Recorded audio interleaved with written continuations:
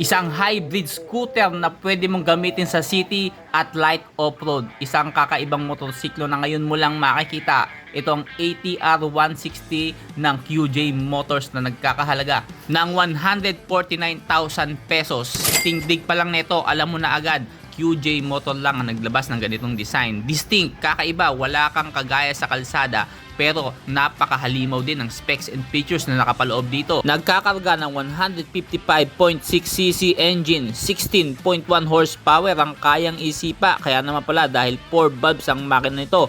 At isa pa rito, naka dual channel ABS na to, harap at likod. At equipa yan ng traction control. Napakaganda rin ng features na stop and start system para makatipid ka sa gasolina.